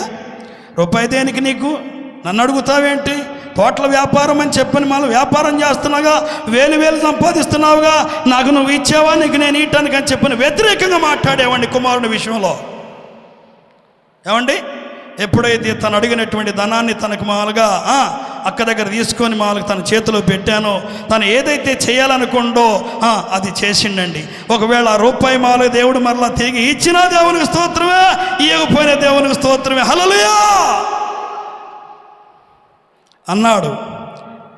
నోట్బుక్ మీద రాసుకుంటూ తారీఖేసి నాకు ఎంత ఇచ్చావో అంతా, ఏమండి, నీకు రిటర్న్ ఇస్తాను. నాకు దేవుడు ఇచ్చిన దాంట్లో ఎంత వచ్చినా కానీ మాలో దశంభాగం తీసుకొచ్చి మాలకు నీకు ఇచ్చి ప్రార్థన చేయించుకుంటానని చెప్పిన దేవుని సన్నిధిలో మాట ఇచ్చాడు. మొన్న 14 పొట్టేళ్ళు అడిగి అమ్మిండు. ఒక 50,000 ఏదో లాభం వచ్చినాయి అంట. దాంట్లో దశంభాగం తీసుకొచ్చి నా చేతికి ఇచ్చిండు. దాంట్లో నేను దశంభాగం తీసుకొని కొంత మళ్ళీ దశంభాగంగా ఇడగొట్టలేదండి. ఇది ఎంత అయితే మామూలుగా తీసుకొచ్చి ఇచ్చిండో అంత దేవునికి మామూలుగా కానుక పెట్టలోనే వేసా. దాన్ని తీసుకొని ప్రభు అని చెప్పని ఇంకొక మాట కూడా చెబుతాను. దేవుని పిల్లలు ఏదైనా తీసుకొచ్చి నా చేతికి ఇచ్చి ప్రార్థన చేయించుకుంటే అది బ్యాగులోనే వేస్తాను. ఏదన్నా ఇబ్బందిగా ఉంటే దాంట్లో వాడుకుంటాను. ఇబ్బంది లేకపోతే అది దేవుని సన్నిధిలోనే సమర్పించుకుంటాను, దేవునికి అప్పచెబుతాను. దేవుని స్తోత్రం. 15 మంది సేవకుల్ని ఇచ్చిండు దేవుడు. ఏ రోజు కూడా మాలో ఒక పూట నాకు గడిచిందని చెప్పని మాలో నేను అనుకోలేదండి. నాకు ఇచ్చినటువంటి దైవ సేవకులను దేశం భాగాలు తీసుకొచ్చిన అని చెప్పని ఈ రోజుకి నేను అడిగిన వాడిని కాదండి.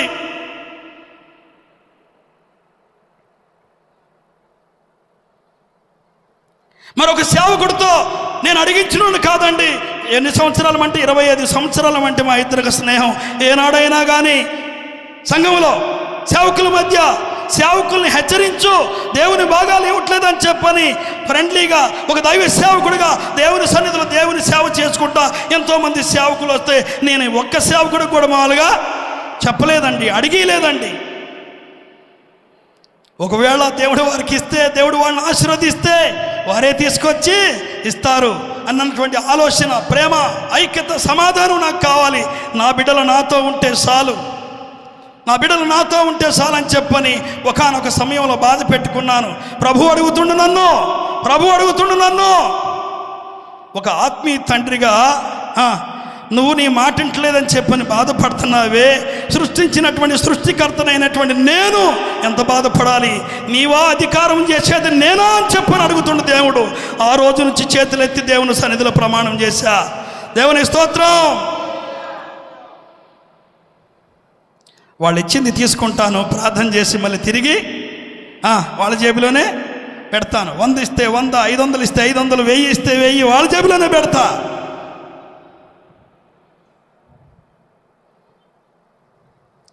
నన్ను పిలిచిన దేవుడు నాకేది ఏ కొదువు చేయలేదు, నన్ను చిన్న చూపు చూడలేదు, నాకు అన్నీ ఇచ్చాడు దేవుడు. ఒకవేళ అవసరం వస్తే ఏమండి సేవకుడా 1,00,000 రూపాయలు కావాలని చెప్పానంటే అడుగుతున్నాను, ఉంటే ఇవ్వండి అని చెప్పానంటే నేను వస్తాను అయ్యా, రమ్మంటావా? లేదా అయ్యా నేను తీసుకొని వస్తాను, నేను తీసుకొస్తాను. అలాగా ఎంత తీసుకొచ్చి ఇచ్చారు? 25-30 లక్షల రూపాయలు తీసుకొచ్చి ఇచ్చారు. ఇవన్నీ కూడా లెక్క రాసుకున్నాను, డైరీలో రాసుకున్న తర్వాత నేనేనా ఇన్ని లక్షల రూపాయలు అప్పు తీసుకొచ్చింది, నాకేనా ఇచ్చింది? నా మటుకు నేనే ఆశ్చర్యపోయాను. ఏమండి పెద్ద బాబు పెద్ద కోళ్ళ మామూలుగా లెక్క చూశారు. పెద్ద కోళ్ళ మాల MSc చదివింది. ఏమండి లెక్క చూసి నాకెళ్ళి చూస్తున్నారు నోరిప్పకుండా. ఏంటని చెప్పని అడిగా. ఇట్ట అంటున్నారు, డైరీకి వెళ్ళి చూసి ఇట్ట అంటున్నారు. పెద్ద కుమారుని తీసుకెళ్ళాను పక్కమ్మటి ఎక్కడికైనా సరే, 10, 100, 1000, లక్షలు నీకేమైనా ఆశ ఉందా? ఏమీ లేదు నాన్న ఆశ అని చెప్పినాడు కుమారుడు. మొన్న ఈ మధ్య ఒక వారం కాలేదు, నాకు ఒక కుమార్తె ఉందిగా నాన్న, 1,00,000 రూపాయలు ఇస్తే మాలుగా ఆ అమ్మాయి పేరట మాలుగా ఏం చేస్తా ఆ పిల్లకు పేరు మీదుగా మామూలుగా భిక్షడి చేస్తానని చెప్పానని అన్నాడు. మరి నీకు ఒక్క కుమార్తె గురించి చెబితే మామూలుగా నా కుమార్తెలకు మామూలుగా ఎంతమంది పిల్లలు ఉన్నారు? వారికి నీకు ఒక న్యాయం, నా పిల్లలకు ఒక న్యాయమా? అలా అవదో. ఏదో నా మనసులో మాట చెప్పాను, తప్పు అయిపోయింది, నన్ను క్షమించు నాన్నని చెప్పని కాళ్ళు పట్టుకొని క్షమాపణ అడిగారు. ఏమండి ఎంత గొప్ప కార్యం అండి, ఎంత ఆశ్చర్య కార్యం అండి, ఎంత అద్భుతం అండి ఇది, ఎంత అద్భుతం ఇది. ఎప్పుడైతే కుమారుడు అడిగినటువంటి ధనాన్ని లేదనకుండా బాధ పెట్టుకోకుండా ప్రేమ కలిగి ఎప్పుడైతే ఇచ్చానో ఏమండి తన మనస్సు ఆ మరుక్షణమే మారిపోయింది. దేవునికి స్తోత్రం. చాలామంది తల్లిదండ్రులు ఏమంటున్నారంటే పిల్లలకి ఇప్పుడే డబ్బులు ఇవ్వటం అలవాటు చేస్తే రేపు పొద్దున వాళ్ళు ఏమైపోతారో ఏం చేస్తారో అని చెప్పని అంటున్నారు. కాస్త మనం ఆలోచించాలి. వాళ్ళ మైండ్ ఎలా ఉంది, వాళ్ళ ఆలోచన ఎలా ఉంది, అర్థం కాలా? ఒక తండ్రిగా ఒక తల్లిగా ఏమండి మనం ఆలోచించాల్సినటువంటి బాధ్యత మనకు ఉంది. నేను కూడా అనుకున్నాను, డబ్బులు ఇస్తే చేతికి చెడ్డ స్నేహం చేస్తూనేమో, బ్యాడ్ స్నేహం చేస్తూనేమో. ఇవాళకి నా పిల్లలకు ఒక్క అలవాటు లేదండి. దేవుని స్తోత్రం. ఒక్క అలవాటు లేదండి. 24 గంటలు మామూలుగా అనేకులతో ఉంటారు. ఒకవేళ నేను సువార్త చేస్తానో లేదో కానీ నా పిల్లలు ప్రతిరోజు సువార్త చేస్తారు. లోకంలో ఉండి, సమాజంలో ఉండి, నువ్వెందుకు తాగుతున్నావు, దయచేసి తాగమాకు, నువ్వెందుకు తిరుగుతున్నావు, తిరగమాకు అని చెప్పనని నా పిల్లలు ప్రతిరోజు కూడా సువార్త చేస్తారు. తెలిసినా తెలియపోయినా పలకరిస్తే రమ్మని పిలిచి దేవుని మాటలు చెబుతారు. దేవునికి స్తోత్రం. ఏమండి ఒక వాక్యాన్ని చూసి బాధపడుతూ ఉండేవాడిని.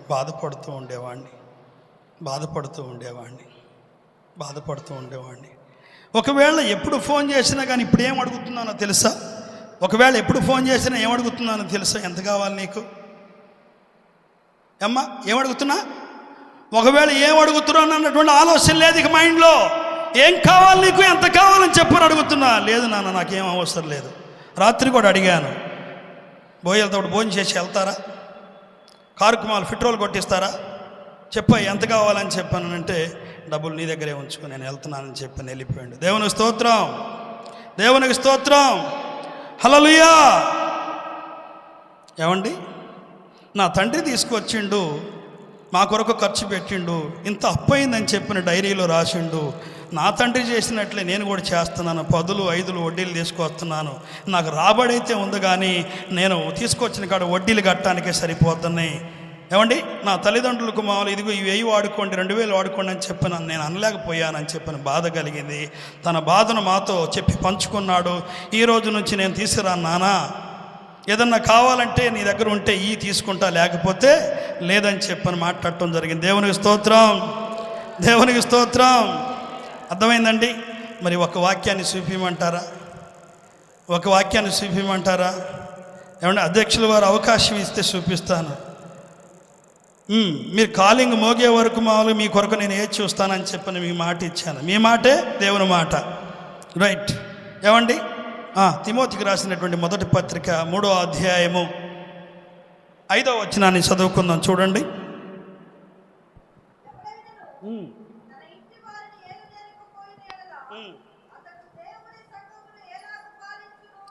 ఏమండి? ఒక దైవ సేవకుడుగా నేను ఈ వాక్యాన్ని చదువుకొని కుల్లి ఏడుస్తూ ఉండేవాడిని.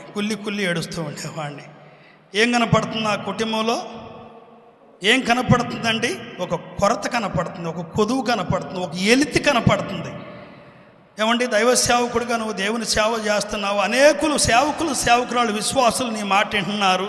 నీ కొడుకే నీ మాట వింటలేదని చెప్పనంటే నేను ఏం కావాలి, ఏం అయిపోవాలని చెప్పని నేను కుల్లి ఏడుస్తూ ఉండేవాడిని.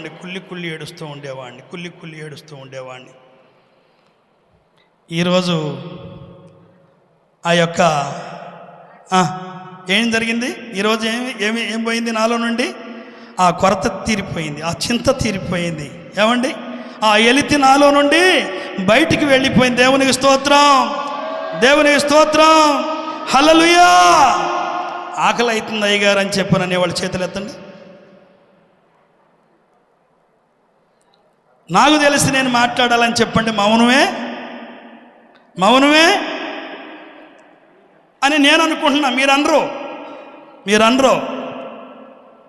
నాకు తెలుసు. ఏమండి? నాకు తెలుసు. ఏం చెబుతుందండి వాక్యం? 5వ వచనంలో అంటున్నాడు అన్నమాట. ఏమండి? ఎవడైనను తన ఇంటి వారిని ఏలనేరకపోయిన ఎడల అతడు దేవుని సంఘమును ఎలా పాలించును? చాలు ఇంకా ఉంది అక్కడ. చాలు. ఎలా పాలన చేస్తాడు?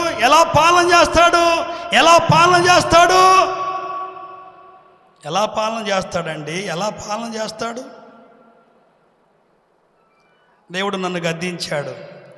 ఒకవేళ సంఘ కాపరిగా, సేవకుడిగా నాకు ఒక అధికారం ఉందని చెప్పని నీ అధికారాన్ని ముందు పెట్టుకొని నువ్వు అధికారాన్ని చలాయిస్తున్నావు. నేను సృష్టించిన వాడిని, సృష్టికర్తని, నా అధికారం వాళ్ళకి కావాలి, కానీ నీ అధికారాన్ని చలాయిస్తున్నావు. ఈ రోజు నుండి మామూలుగా నీవు నా మాట నిరాకరించొద్దని చెప్పనున్నప్పుడు తప్పు అయిపోయింది ప్రభు అని చెప్పిన దేవుని సన్నిధిలో ఒప్పుకున్నాను. దేవునికి స్తోత్రం. హల్లెలూయా. ఏమండి? ఇప్పుడు పోటీ జరుగుతుంది. ఏమండి? బుల్లెట్ తీసుకుంటే మామూలుగా పెళ్లి చేయడానికి ముందు బుల్లెట్ తీసుకుంటే ఒకవేళ ఖుషిగా ఉంటాడేమో, హుషారుగా ఉంటాడేమో అని చెప్పి నేను ఆలోచిస్తే అతనే ఉంటుండో తెలుసా? బుల్లెట్ సంగతి తీసి పక్కన పెట్టినానా, ముందు కారు తీసుకో, కారు మామూలు కావాలి నీకు అని చెప్పని అంటుండు. దేవునికి స్తోత్రం. నేడైనను రేపైనను ఒకనొక పట్టణంలోకి వెళ్ళి అక్కడ 1 సంవత్సరం ఉండి వ్యాపారం చేసి లాభము సంపాదించుకుందామని చెప్పుకుని వారులారా, రేపేమి సంభవించునో మీకు తెలియదు. మీ జీవము ఏ పాటిది? మీరు అంతలో కనపడి కొంతలో మాయమైపోయే ఆవిరి వంటి వారే కదా. ప్రభు చిత్తమైతే ఏం చేద్దాం? ప్రభు చిత్తమైతే బుల్లెట్ తీసుకుందాం, ప్రభు చిత్తమైతే కారు తీసుకుందాం. నీకు ఒకవేళ ఖుషిగా ఉంటే, ఓపికగా ఉంటే చప్పట్లు కొట్టు, బాధ ఉంటే చప్పట్లు కొట్టుకుంటూ కూర్చోండి. చప్పట్లు.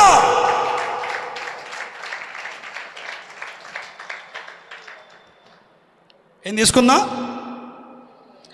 తీసుకుందాం? కారు తీసుకుందాం. మొన్న మా కుమారుని తీసుకొని వెళ్ళాను విజయవాడ. ఏం కారు తీసుకుందామా అని చెప్పని అడిగితే రాజబాబు గారు చెప్పిండుగా ఏదో కారు అని చెప్పానంటే ఆ కారే నాన్నగారు అంటుండే. ఏ కారు? నేను అనుకుంటున్నా ఒకవేళ 10 లక్షలు 12 లక్షల్లో వచ్చిందని చెప్పని అనుకుంటే ఆ కారు స్టార్టింగే నోట్లోంచి బయటికి రావడంతో 25 లక్షలు నాన్న కారు అండు. మరి బాబు మామూలుగా ఇప్పుడు అవసరమా నాకు అని అమ్మటే మామూలుగా ఏంది ఛార్జింగ్ దిగిపోయింది. ఏమండి? కియో అని అంట. కియో కారు అంట. కియో మీయో నాకేం తెలుసు? అర్థం కాల. 25 లక్షలు అంట. అది 25 లక్షలు అంట. తర్వాత సేవకులు కూడా అంటున్నారు, అన్నయ్య ఏంటి ఆలోచిస్తున్నావు? రాజబాబు గారు కూడా అన్నాడు. ఏమన్నాడు? నాన్నగారు తీసుకో నాన్నగారు, దేవుని పరిచర్య నిమిత్తం తీసుకుంటున్నావు, నువ్వేంటి ఆలోచిస్తున్నావు, తీసుకో. దేవుడే తీరుస్తాడు అప్పు, దేవుడే ఇస్తాడు నీకు. దేవునికి స్తోత్రం. నీ స్వనీతి కొరకు, స్వార్థం కొరకు ఒకవేళ తీసుకుంటే ఆ అప్పు తీరుదామని చెప్పని నువ్వు భయపడాలి. ఏమండి తీసుకోమని చెప్పని అన్నప్పుడు నాకు ఇన్న మరుక్షణం ఏమాల ఖుషిగా ఉంది. హుషారుగాడు వచ్చింది.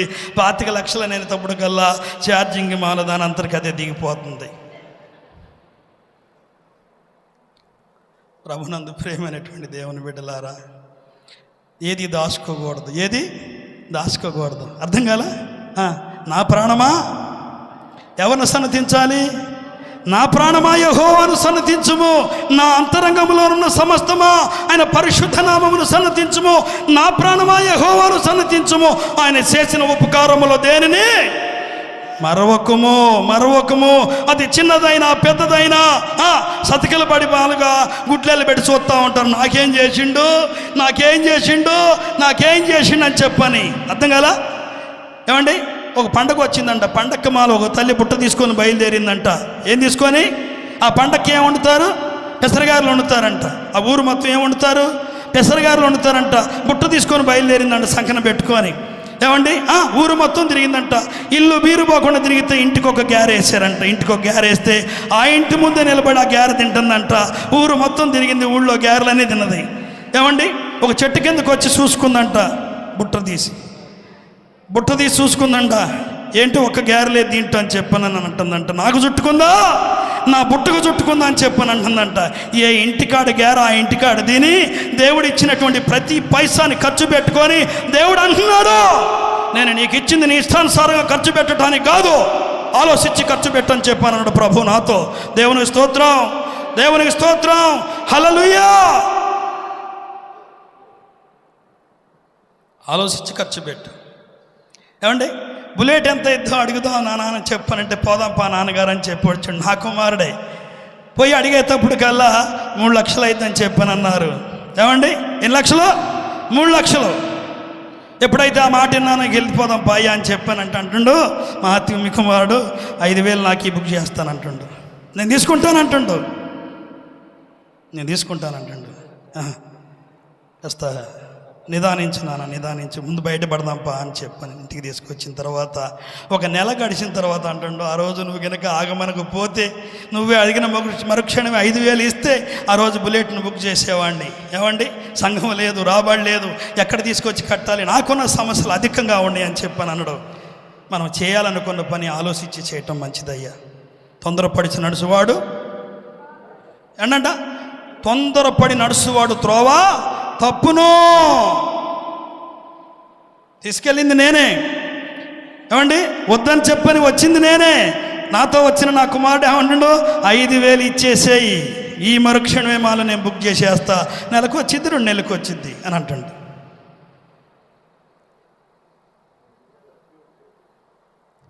ప్రభునందు ప్రేమైనటువంటి దేవుని బిడ్డలారా, దేవుని సేవకులు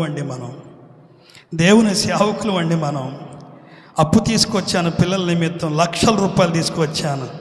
ప్రభువా నిన్ను అడగకుండా అప్పు చేశానయ్యా, నిన్ను అడగకుండా అప్పు చేశానయ్యా, అప్పు తీర్చుకుంటానయ్యా, తప్పు అయిపోయిందయ్యా, నిన్ను అడగకుండా అప్పు చేశానయ్యా, నన్ను క్షమించు ప్రభువా, నీ దాసుడని చెప్పుకుంటానికి కూడా నేను అర్హుడు కానయ్యా. అప్పు ఇచ్చేవాడికి అప్పు చేయవాడు దాసుడు, నేను అప్పులకు దాసుండే కానీ నీకు నేను దాసుణ్ణి కాను అని చెప్పని ప్రభు సన్నిధిలో చేతులెత్తి ఒప్పుకున్నాను.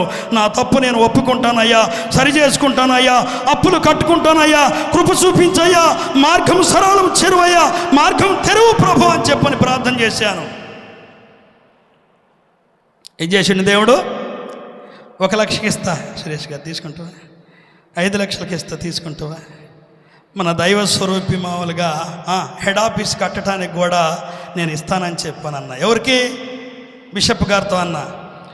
హైవే ప్రక్కన నేషనల్ హైవే ప్రక్కన ఒట్టిగుడి పాడు పోవాలని చెప్పి నీ ముక్కు ఆడుందని చెప్పి నెట్టు పెట్టి చూపించినట్టుంది. అర్థం కాలా? నువ్వు ఎటు బయలుదేరి వచ్చినా కానీ ఎనీ టైం మామూలుగా పొలంలో అడుగు పెట్టడం, హైవే రోడ్డు ప్రక్కన పొలం. సీమోన్ గారు అయ్యా చెప్పండి, ఆడేదో దేవుడు ఇచ్చిండుగా దాంట్లో చేద్దాంలే, మళ్ళీ ఇప్పుడు మామూలుగా నేను 1 కోటి రూపాయలు పెట్టి ఆడుకోలేను. అని అన్నాడు. నీ ఇష్టం నీ ఇష్టం నీ ఇష్టం అండి, నేను చేసేది ఏముంది అని అన్నా. చెప్పాను, రావటానికి పోవటానికి సేవకులకు అనుకూలంగా ఉంటుంది. నువ్వు షెడ్లు వేస్తావో, 4 స్లాబ్లు వేస్తావో, బిల్డింగులు కడతావో, నీ ఇష్టం అని చెప్పానన్నా. అర్థమైందండి? చూడండి, మామూలుగా హైవే ప్రక్కన కంచిచార్లకి నందిగాని కీసర టోల్గేట్కి మధ్యలో ఉంది. హైవే ప్రక్కన ఏరే పొలంలో అడుగు పెట్టాల్సినటువంటి అవసరం లేదు. నువ్వు రోడ్డు దిగితే పొలంలో అడుగు పెట్టడమే, రోడ్డు ఎక్కటమే.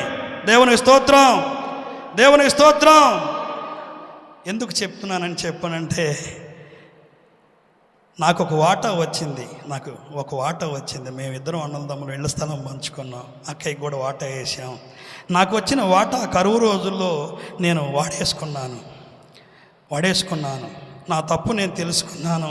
నాకు ఎంతైతే వాటాకు డబ్బులు వచ్చినాయో అంత డబ్బులు తీసుకొచ్చి వాళ్ళ కల్లూరులోనే భాగాలు వేసాను. దేవునికి స్తోత్రం, దేవునికి స్తోత్రం.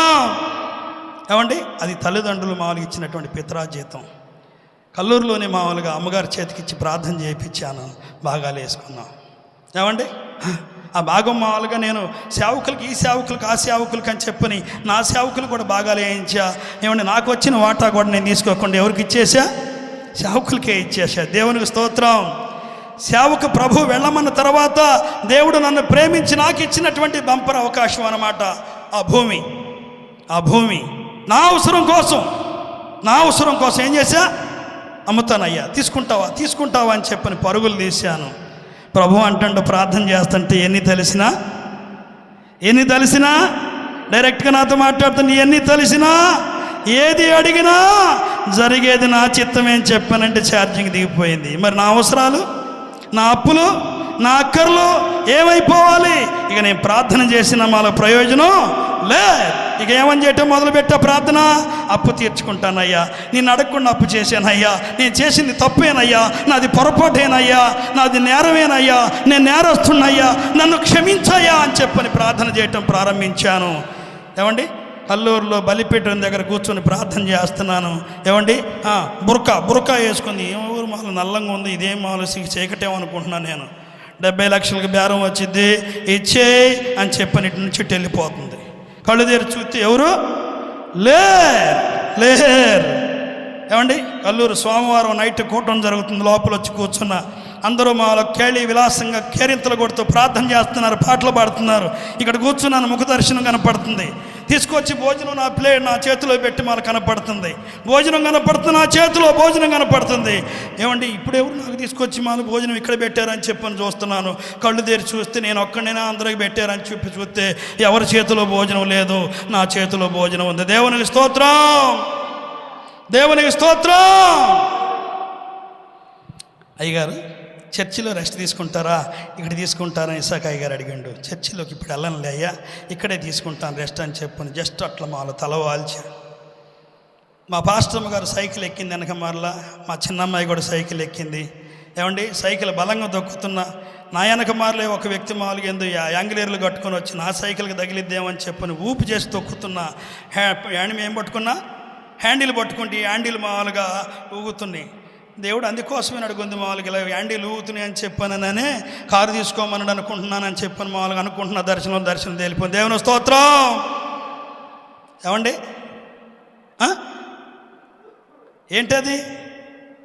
ఏంటదండి? పొందగోరు వాడు వల్ల ఆయనను, ప్రయాసపడి వాడు వల్ల ఆయనను ఏమి మరి ఎవరి వల్ల అయితే? కరుణించు దేవుని వల్ల అయితే. దేవుని స్తోత్రం కొట్టి ఒక చేత్తో చప్పట్లు కొట్టండి. హుషారుగా ఉన్నాడు. ఒక చేత్తో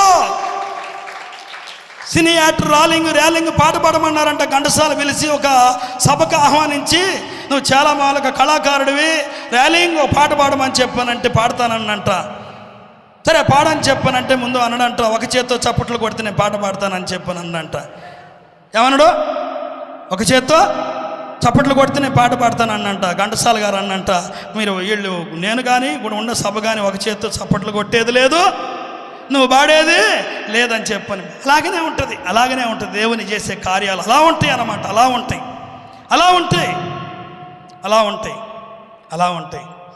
దేవుని సన్నిధిలో కనిపెట్టి చూడండి. నేను ఎవరి వైపు చూడలేదండి. కావాలంటే అపురూపంలో తెచ్చుకున్నాను, కానీ నాకు ఆహారం లేదండి, ఏమండి మాకు వస్త్రాలు లేవండి, మాకు అవసరం అండి, 10 కానుకిస్తారండి, 20 కానుకిస్తారండి, 100 కానుకిస్తారండి, మందిరం కట్టుకుంటున్నానండి. ప్రభు చెప్పిండో 36 18 కొలతలు పెట్టి మాలు చర్చి కట్టని చెప్పాను అన్నాడు. ఏమి లేవుగా ప్రభు అని చెప్పండు. అవును, ప్రభుగా నాకు చెప్పింది, నేను కాదుగా. 36 18 గొల్లపూడయ్య గారిని తీసుకొచ్చి కొలతలు వేయించాను, పని ప్రారంభించాము. ఏమండి, అనుకున్న పని అనుకున్నట్లుగా దివ్యంగా జరిగించిండు. దేవునికి స్తోత్రం. ఒక్కరిని వెళ్ళి మామూలుగా ఏదన్నా ఉలపాగిస్తావా అని చెప్పని మాలు అడగలేదు. ఏమండి, ఈ చెట్టు అంతా దేనికయ్యా నీకు? చర్చికండి. చర్చికా? డబ్బులు వద్దే, వద్దులే మాలకు తీసుకోపో, చెప్పండి రేటు చెప్పండి అండి. వద్దులే అయ్యా, వద్దులే. ఉలపాగా నేను ఎవరిని ₹1 అడగలేదు. ఏమండి, కల్లూరులో సుట్టింట్లో అమ్మగారి మీదకి దేవుని ఆత్మ వచ్చి చెబుతుంది, ఒక సేవకుడి పేరు చెప్పను ఇక్కడే, ఫలానా మాల సమస్త మాల చర్చి కట్టిస్తానంటున్నారు, ప్రార్థన చేయండి అయ్యగారు అని చెప్పని వస్తే అమ్మగారు మాట్లాడుతుంది. ప్రార్థన చేసింది, చేయమన్న సేవకుడికి ప్రార్థన చేసింది. సీమోను గారు అడిగి మాత్రం మనం అడుక్కొని మాత్రం చర్చి కట్టొద్దని చెప్పాను. కొట్ట చప్పట్లో దేవుని స్తోత్రం. ఏం కావాలి? బర్రె గడ్డము రమేశం. ఏం కావాలి? ఊరికి డైరీ పెట్టి మాలకి ఇళ్ళమ్మడి తిరుగుతుంటే, కొంపలమ్మడి తిరుగుతుంటే పోరు వస్తున్నారు, మొహాన్ వస్తున్నారు. మీ దేవుడు అడుక్కునే దేవుడు అని చెప్పని అడుగుతున్నారు. మీ దేవుడు అడుక్కునే దేవుడు అని చెప్పని అంటున్నారు. అడుక్కునే దేవుడిని చేసినాం మనం. దేవుడి పేరు చెప్పి పోగు చేసుకొచ్చుకొని ఏం చేస్తున్నారు? ఏం చేస్తున్నారండి? సీమోను గారు మాట్లాడే మాట కఠినంగా ఉంటుంది, కఠినంగా ఉంటుంది. కర్ర పెట్టి కొట్టినట్టు ఉంటుంది, లాగి చెంప మీద పెట్టి కొట్టినట్టు ఉంటుంది. ఎవరు పిలిచారు నిన్ను? పిలిచింది ఎవరు? సాక్ష్యం చెబుతున్నావు కండి. నీ భక్తి ప్రారంభంలోనే నిన్ను ఎక్కడికి వెళ్ళమంటే అక్కడికి వెళ్ళి చెబుతున్నావు కదండి. దేవుడు పిలిస్తే ఈ ఊరు వచ్చానని చెప్పాను అన్నావు కదండి. మరి పిలిచిన దేవుడు నిన్ను పోషించడా? పిలిచిన దేవుడు నీ అక్కర్లు తీర్చడా? నీ అవసరాలు తీర్చడా? నీ కొదువులు తీర్చడా? నీ సమస్యలు తీర్చడా? పిలిచిన దేవుడు నీకు ఏది ఇవ్వడా?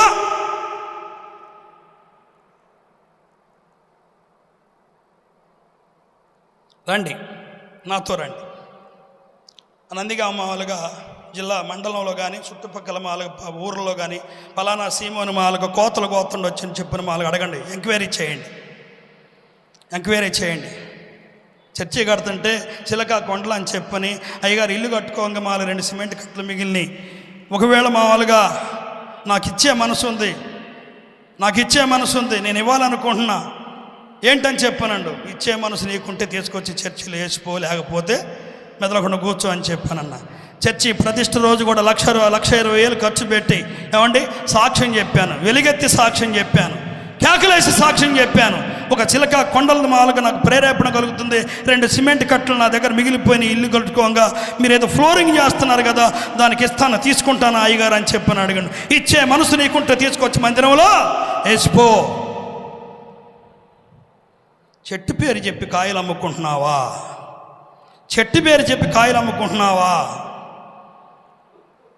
ఎవరిని బలపరుస్తున్నావు నువ్వు?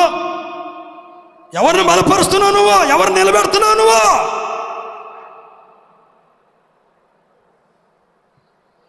ప్రారంభంలో దేవుని సన్నిధిలో ఏ సాక్ష్యం చెప్పావో నీ తుది శ్వాస వరకు అదే సాక్ష్యాన్ని కాపాడుకో. దేవుడు నీతో ఉంటాడు, దేవుడు నీలో ఉంటాడు. నీ ప్రతి అక్కర దేవుడు నీకు తీరుస్తాడు. దేవునికి స్తోత్రం.